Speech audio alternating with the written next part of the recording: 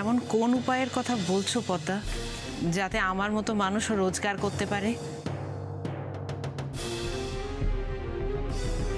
খাবারের মানে হোম ডেলিভারির ব্যবসা লক্ষ্মী। Home delivery? হ্যাঁ লক্ষ্মী, আমি যে ওই পান্ডেজির বাড়িতে কাজ করি, ওদের পাশের বাড়িতে জোনাচারেক ছেলে নতুন এসেছে। ওই মেস মতো করে থাকে আর কি। আমাকে এই ঘরের কাজকর্ম করার জন্য একবার দেখা করতে বলেছিল, তো আমি গেছিলাম। ওখানে গিয়ে শুনলাম ছেলেগুলো নাকি কি সব পড়াশোনা করতে এসছে, মাস 3-4 থাকবে। আসল কথায় আয় না পদ্মা। আরে বলছি গো বলছি, ওই ওদের কাছেই শুনলাম ওই খাওয়া দাওয়া নিয়েই না কিছু একটা প্রবলেম হয়েছে জানো তো। ওই মোহন ব্রিজের ওখানে একটা ওই হোটেল আছে না, ওইখানে ওরা একদিন খেতে গেছিল, ব্যাস ওই একদিন খেয়েই সব শরীর খারাপ হয়ে গেছে। এ বাবা! আচ্ছা, ওই এখন কি সব হয়েছে না, ওই ফোন করলে বাড়িতে এসে খাবার পৌঁছে দেয়, তো ওরাও তো ওইভাবেই খাবার অর্ডার দিয়ে খেতে পারে। ওটাকে কি যেন বলে, অনলাইন। হ্যাঁ, আসলে আমি যা বুঝলাম ওরা না একটু এই ঘরোয়া খাবার খেতেই পছন্দ করে। ওই মাঝের মধ্যে একটু বাইরে খাবার টাবার খেলেও ঠিক আছে, কিন্তু রোজকার খাবার তো একটু এই ঘরের হলেই ভালো হয়। ওই তাই জন্যই আমার কাছে একটা হোম ডেলিভারির খোঁজ চাইছিল। আর বলতেই না আমার এই লক্ষ্মীর কথা খুব মনে পড়ে গেল। ঠিকই তো পদ্মা, সেটাই তো স্বাভাবিক। আমাদের লক্ষ্মীর হাতের রান্না যে একবার খেয়েছে সে কি আর ভুলতে পারে? মনে আছে তোর লক্ষ্মী, সেবার পাড়ার সরস্বতী পুজোয় তুই রান্না করেছিলি, আর পাড়ার সবাই খেয়ে কি প্রশংসাই না করেছিল তোর। হ্যাঁ রানী, ওই বিষ্ণুদের বাড়ির বাবুরা পর্যন্ত বলেছিল লক্ষ্মীর হাতের রান্নার স্বাদ ওদের মুখে অনেক দিন লেগে থাকবে। ঠিক বলেছো, আমার মা সব থেকে ভালো রান্না করে। আমার মায়ের মতো রান্না করতে কেউ পারে না। মায়ের রান্না না খেলে তো আমার পেটই ভরতে চায় না।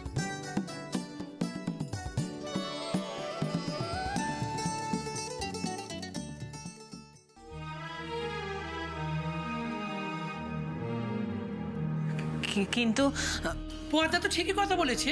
তুই এমন করছিস কেন লক্ষ্মী? না না, তোরা কেউ বুঝতে পারছিস না। আমাদের অত বুঝে কাজ নেই বাপু। পদ্মা যখন যেচে একটা কাজ এনেছে, আমার মনে হয় লক্ষ্মী তুই এবার জোর কদমে লেগে পড়। হ্যাঁ রে, আজকে আমাদের আনন্দের দিন, তুই উঠে পড়ে লেগে যা। পদ্মা, তুমি ওদের হ্যাঁ করে দাও, বলো লক্ষ্মী ওদের জন্য খাবার বানিয়ে বাড়িতে পৌঁছে দেবে।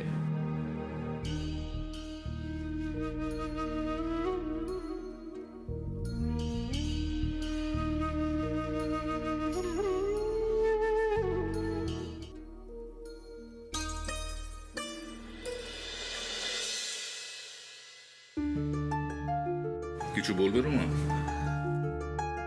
হ্যাঁ ভাস্করদা, ভাস্করদা, দুবেজিকে এইভাবে ফিরিয়ে দেওয়াটা তোমার মোটেও উচিত হয়নি। মানে? মানে মানে he is a very rich influential businessman ভাস্করদা। উনি নিজে এসেছিলেন আমাদের সঙ্গে এই ডিলটা ফাইনাল করতে, আরে ওনাকে এইভাবে না বলে আমরা কিন্তু একটা সুবর্ণ সুযোগ হাতছাড়া করলাম।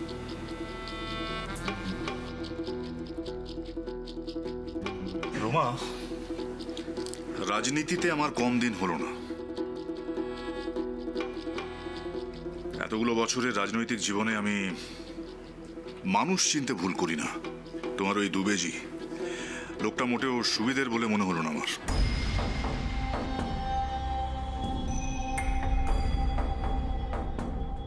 কিন্তু তাতে কি ভাস্করদা, লোক দিয়ে আমাদের কি হবে? রাজনীতিতে লাভ লোকসান দিয়ে মানুষের বিচার হয়, মানুষকে মাপা হয় সেই দিয়ে। আর তাছাড়া ওনার মতো বিজনেসম্যানকে আমাদের পার্টি ফান্ডে পেলে আমাদের পার্টি ফান্ড কোথায় পৌঁছে যেতে পারে সেটা একবার ভাবতে পারছো? না রোমা, বর্তমানকালে সাময়িক লাভের জন্য ভবিষ্যৎটা আমি ক্ষতি করতে চাই না।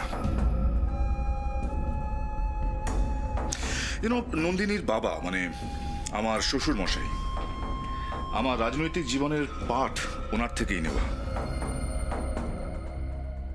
এবং সেই রাজনীতি থেকেই আমি এটা শিখেছি। আমি ছিলাম ওনার শিষ্য অর্জুন, আর উনি ছিলেন আমার গুরু দ্রোণাচার্য। রোমা, উনি আমাকে শিখিয়েছিলেন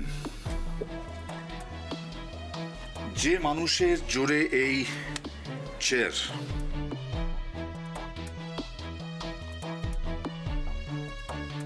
নিজের লোভের জন্য সেই মানুষগুলোর সাথে বেইমানি করলে কিন্তু তার ফল ভালো হয় না। তার মানে তুমি কি বলতে চাইছো? তোমার এত বছরের রাজনীতির জীবনে ওনার আদর্শের বাইরে গিয়ে কখনো কোনোদিনও কোনো কাজ তুমি করনি? ওয়েল, করেছি, কিছু কাজ করতে হয়েছে। তবে সময় বদলেছে রোমা, সাথে সাথে নিজেকেও আপডেট করতে হয়েছে। সময় অসময়ে পার্টি ফান্ডের জন্য নানান রকম টাকা পয়সা ডিল করেছি, কিন্তু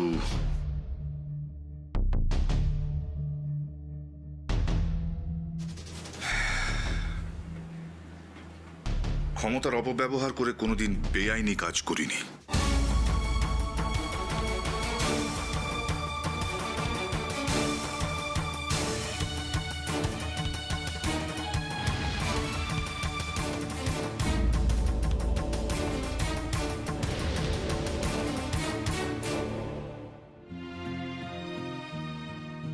পদ্মা, তোমায় কি বলে যে ধন্যবাদ দেব জানি না। ও মা, সে আবার কি গো?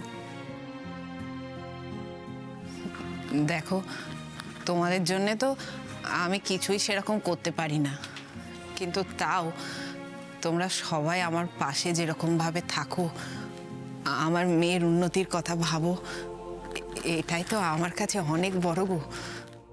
আরে ফিরকি কি শুধু তোমার একার মেয়ে নাকি গো? ও তো আমাদের সবার মেয়ে।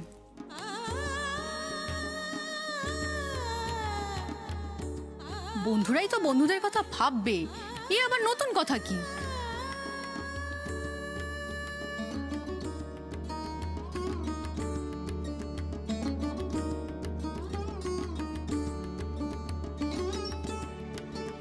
আবার কি হলো রে লক্ষ্মী? কি এত ভাবছিস? দেখ, 4 জনের জন্য রান্না করব, তার একটা খরচা আছে। তাতে ক টাকাই বা লাভ হবে বল? ফিরকির স্কুলের ডোনেশন, লেখাপড়ার খরচা, হাতে থাকবে কিছু? বিন্দু বিন্দু করেই তো সিন্ধু হয়। এত চিন্তা করছো কেন লক্ষ্মী? এই ব্যবসা একবার জমে গেলে না, তোমাকে আর পিছন ফিরে তাকাতে হবে না। মানুষ স্টার্ট করে কিন্তু খাবারের স্বাদ পাল্টাতে চায় না। আজ 4 জন আছে, কাল 40 জন হবে, পরশু দিন 400 জন হবে। এভাবেই তো একটা ব্যবসা ছোট থেকে বড় হয়, তাই না? ও তো ঠিকই কথা বলছে লক্ষ্মী। তুই কেন দোনমনো করছিস? কাজটা চালু করে দে। তোর হাতে রান্না যে একবার খাবে, জন্মেও ভুলতে পারবে না। তোর খাবার প্রশংসা লোকের মুখে মুখে ছড়িয়ে পড়বে। রান্না খাওয়ার জন্য লোক ছুটে ছুটে আসবে রে লক্ষ্মী, এই বলে দিলাম। তুই পারিসও বটে, কোথাও কিছু নেই, উনি এবারে পরেরটা ভেবে বসে আছে। গাছে কাঁঠাল, গোপে তেল। ভাবতে ক্ষতি কি লক্ষ্মী? এই স্বপ্নটুকুই তো আমরা দেখতে পারি।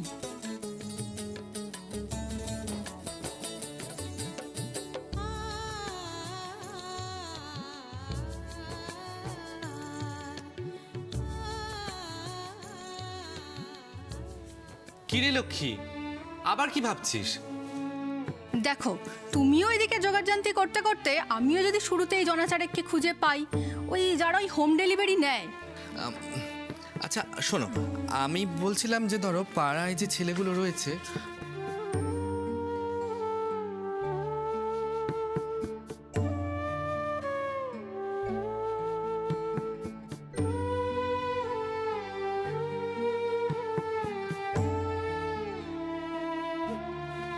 মা, তুমি রান্না করবে? আমি কিন্তু তোমাকে হাতে হাতে সাহায্য করব, ঠিক আছে? না ফিরকি, আমি এই কাজটা করছি তোমার পড়াশোনার জন্যে। তুমি শুধু মন দিয়ে তোমার পড়াশোনাটা করো, তাহলেই হবে।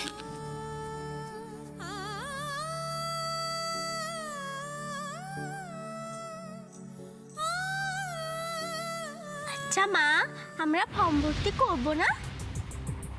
আমি তো ফর্মটা ভর্তি করতে পারবো না, কিন্তু তোমার মামাকে খবর দিয়েছি, কাল সকালে আসবে।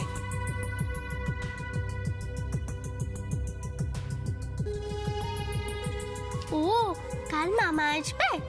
আচ্ছা ঠিক আছে।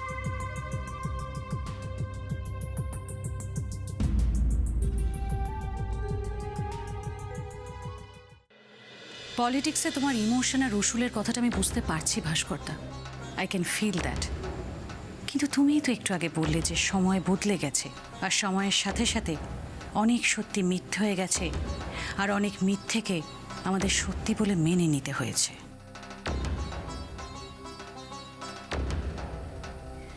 উইথ অল ডিউ রেসপেক্ট ভাস্করদা, দেখো আগেকার রাজনীতির সঙ্গে এখনকার রাজনীতির না আকাশ পাতাল তফাৎ আছে, আর সেটা তুমিও খুব ভালো করে বোঝো। দেখো পুরনো ধ্যান ধারণা নিয়ে চলতে গেলে আমরা কিন্তু প্রত্যেকটা স্টেপে পিছিয়ে পড়ব, আর আমি থাকতে সেটা তো কিছুতেই হতে দেবো না ভাস্করদা।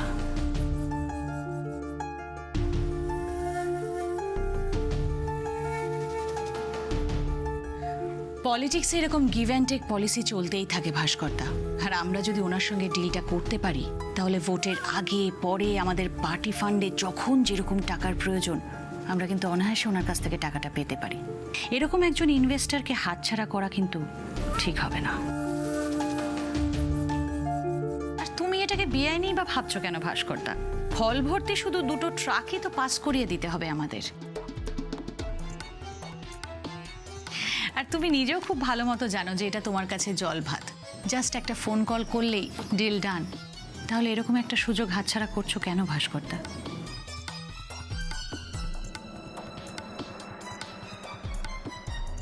আর আমি যা করছি যেটা করছি সবটাই পার্টির উন্নতির কথা ভেবে, তোমার কথা ভেবে ভাস্করদা।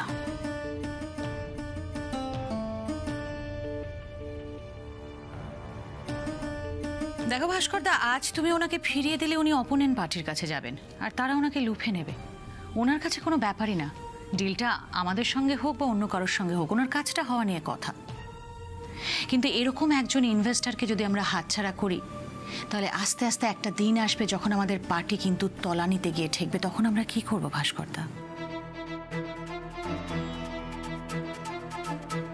আমি তোমাকে সারা জীবনে এমএলএ চেয়ারে পড়ে থাকতে দেখতে চাই না। আমি চাই আগামী 10 বছরের মধ্যেই তুমি সিএম হও।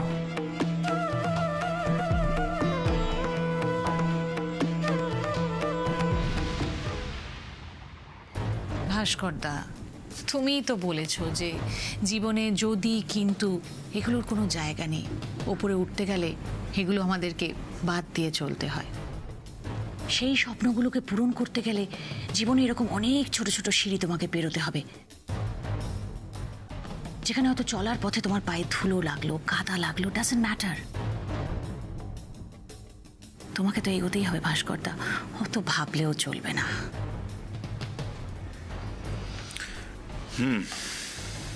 তা তুমি কি করতে বলো, কি চাইছো তুমি বলো? কিছুই না, দুবেজিকে ডেকে আমি ডিলটা ফাইনাল করে নেব। তুমি শুধু ট্রাক 2টো পাস করানোর ব্যবস্থা করে দাও প্লিজ।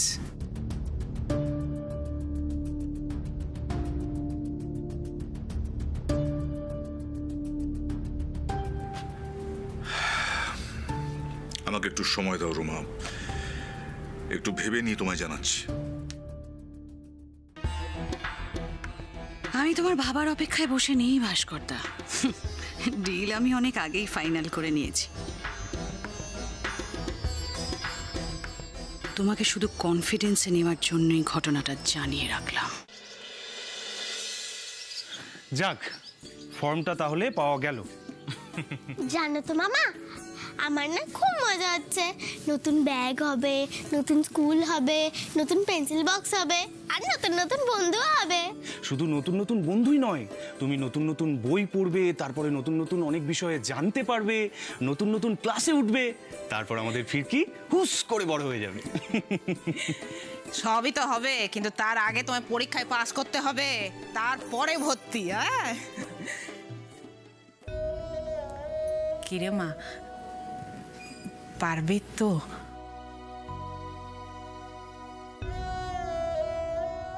নিশ্চয়ই পারবে। আমাদের ফিরকির যা বুদ্ধি, আমি বলছি বর্দি, তুমি দেখে নিও, ও অ্যাডমিশন টেস্টে ফার্স্ট হবে। তোমার মুখে ফুলচন্দন পড়ুক মাস্টার। আমাদের ফিরকি যেন সব পরীক্ষায় ফার্স্ট হয়। বলছি বর্দি, হ্যাঁ হ্যাঁ ভাই। এই যে এইটা, এই জায়গাটায় ফিরকির বাবার নামটা লিখতে হবে।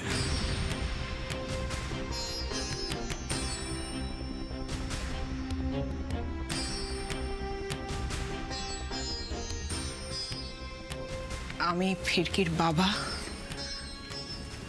আমি ফিরকির মা। আমি আমার কাছে ধাঁধা ছিটেছে রোজ গায়ে কাদা, তবু বয়ে বেড়াই মিথ্যে এ জীবন।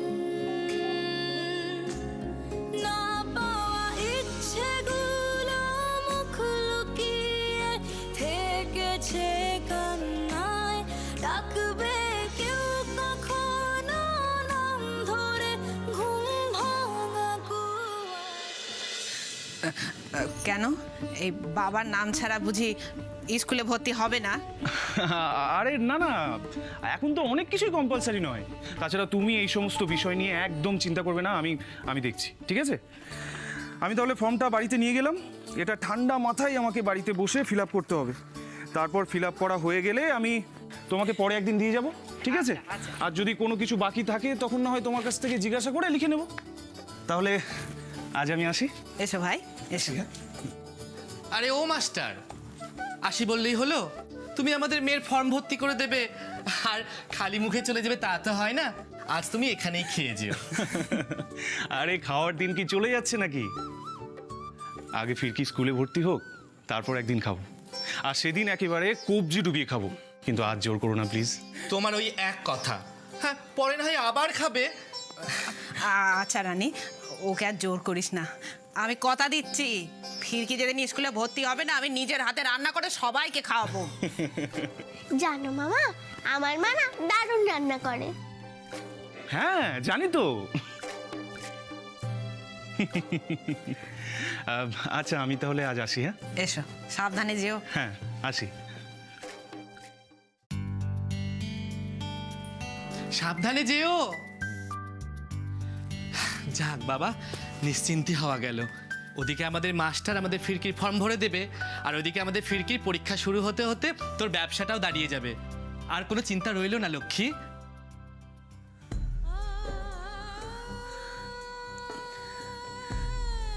সেটা কি করে বলি বলতো? আবার আবার শুরু করলি লক্ষ্মী? তুই তো এরকম কখনো না না করতিস না। আচ্ছা শোন, এই হবে না করলে আর কোনো দিনই কিচ্ছু হবে না। আমি আজও না বলছি না, কিন্তু তোরা যতটা সহজে নিশ্চিন্ত হতে পারছিস আমি পাচ্ছি না। কেন কেন লক্ষ্মী, কেন এত চিন্তা করছিস? পদ্মা বললো না, কথা বলে আরো অর্ডার পাইয়ে দেবে, আর যে কজন হয় তাদের নিয়ে চালু করা যাক না। দেখ, একটা ব্যবসা শুরু করা মুখের কথা নয়, সে ছোট বড় যেরকমই হোক। আমি কি বলেছি মুখের কথা? যা করতে হয় করবো। কাল না তুই পেন খাতা নিয়ে বসেছিলিস, তোর যা বুদ্ধি ঠিক দাঁড় করিয়ে দিবি। হ্যাঁ রে, কাল রাতে অনেক ভেবেছি, অনেক হিসেবও করলাম। কি ভেবেছিস?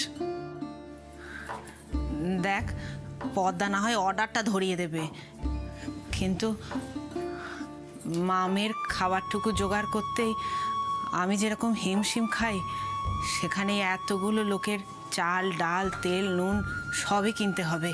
তারপর আবার কাঁচা বাজার আছে, কিছু জিনিস ভাড়া করতে হবে, আবার কিছু জিনিস কিনতেও হবে। হ্যাঁ সে তো আছেই। কাস্টমারদের কাছে থেকে টাকা পাওয়ার আগে এগুলো তো সবই আমার নিজের খরচা। সে নয় করে হলেও 20,000 টাকার ব্যাপার। এত টাকা আমি কোথায় পাবো? আমি বলি কি লক্ষ্মী, আমরা যদি কিছু কিছু করে তো। না রানী, না, এই ব্যবসায় লাভ হবে না লস হবে আমি তো কিছুই জানি না। তার আগে আমি তোদের টাকা ডোবাবো না রে। আচ্ছা লক্ষ্মী, কাস্টমারদের থেকে কিছু টাকা চাইলে হয় না? ওই যাকে বলে অগ্রিম নেয়া। আচ্ছা পার্বতী, তারা আমাকে আগাম টাকা কেন দেবে বলতো? তার ওই পদ্মাকেই ভালো করে চেনে না, আমি আবার তার উপর পদ্মার পরিচিত। চেনে না জানে না এতগুলো টাকা মানুষ দেয়? লক্ষ্মী আমি বলি কি, তুই পদ্মাকে একবার বলে দেখ না, ও তো এখনই ওদের বাড়িতে কথা বলতে যাবে। ভালো কথা বলেছে, আমি এক্ষুনি যাচ্ছি। মা আমিও যাব তোমার সাথে। নিশ্চয় যাবে মা, কিন্তু তার আগে মাস্কটা মুখে লাগিয়ে নাও, যাও। আচ্ছা তাহলে আমি ওই ঘর থেকে মাস্কটা আনি।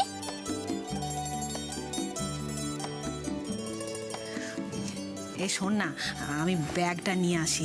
হ্যাঁ, বলা যায় না ওখান থেকে আবার কোথাও যেতে হতে পারে।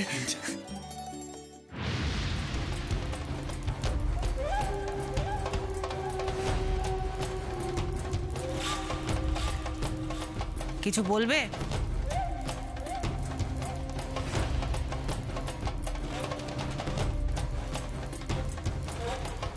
লক্ষ্মী, আমি বলছিলাম যে তোর ওই ব্যবসা করার টাকাটা আমি তোকে দেব।